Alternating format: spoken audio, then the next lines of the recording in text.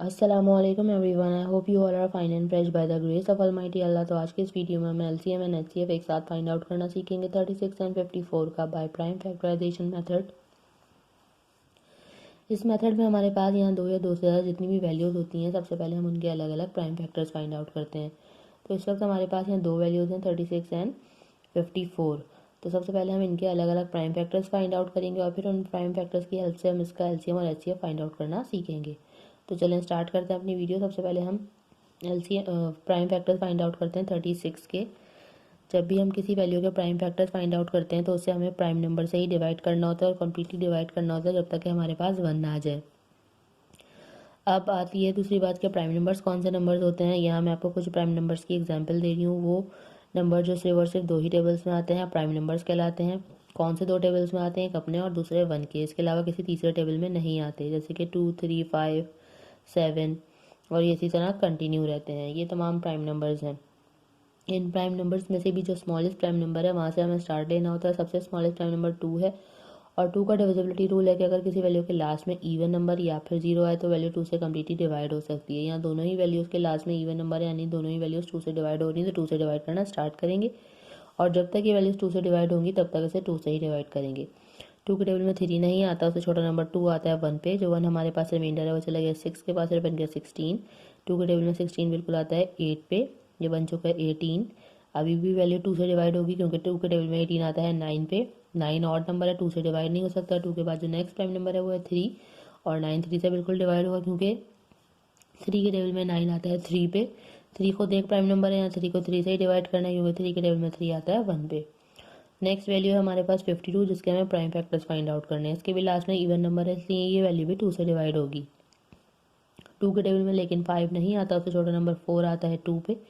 जो 1 हमारे पास रिमाइंडर है वो चला गया इस 4 के पास, बन गया 14। 2 के टेबल में 14 बिल्कुल आता है 7 पे। अब यहीं पर हमारे पास लास्ट में ऑड नंबर आ गया, इसलिए ये वैल्यू 2 से डिवाइड नहीं हो सकती। 2 के बाद जो नेक्स्ट प्राइम नंबर है वो है 3 और ये वैल्यू 3 से बिल्कुल डिवाइड होगी क्योंकि 3 के टेबल में 27 आता है 9 पे। अब ये वैल्यू भी 3 से ही डिवाइड होगी क्योंकि 3 के टेबल में 9 आता है 3 पे और 3 को यहाँ हमने 3 से ही डिवाइड करना है क्योंकि 3 के टेबल में 3 आता है 1 पे। यहाँ हम इन दोनों के प्राइम फैक्टर्स फाइंड आउट कर चुके हैं। अब इन प्राइम फैक्टर्स की हेल्प से हम इसका एचसीएफ और एलसीएम किस तरह फाइंड आउट करेंगे वो अब हम सीखते हैं। सबसे पहले हम इनके प्राइम फैक्टर्स लिखेंगे। सबसे पहले हम 36 के प्राइम फैक्टर्स लिखेंगे जो कि हमारे पास आए हैं ये 2 multiply by 2 multiply by 3 multiply by 3। उसके बाद हम लिखेंगे 54 के प्राइम फैक्टर्स जो कि हमारे पास आए हैं 2 multiply by 3 multiply by 3 and multiply by 3। अब चाहिए हमें कॉमन फैक्टर्स। ऐसे कौन से फैक्टर हैं जो कि दोनों में मौजूद है, जिनका पेयर बनता हुआ नज़र आ रहा है। जिसका पेयर बन जाएगा वो पेयर बन के बाहर आ जाएगा और उसे हम एक बार लिखेंगे। यहाँ एक 2 का पेयर बना है, उसके अलावा यहाँ हमें ये एक 3 का पेयर बनता हुआ नज़र आ रहा है। जिसका पेयर बनता जाएगा वो बाहर आ जाएगा, उसे हमें एक बार लिखना है। उसके अलावा ये एक और 3 का पेयर बनता हुआ नज़र आ रहा है। 3 पेयर्स बने, उसके अलावा और कोई पेयर बनता हुआ नज़र नहीं आ रहा। तो जब हम जो जिनके पेयर्स बन गए उन सबको कर देंगे हम मल्टीप्लाई, तो हमें पता चल जाएगा हाईएस्ट कॉमन फैक्टर। तो चलें जल्दी से इनको मल्टीप्लाई करते हैं। 2 time 3 is 6 and 6 time 3 is 18। Mean हमारे पास ये हाईएस्ट कॉमन फैक्टर जो है 36 एंड 54 का वो आ चुका है और वो है 18।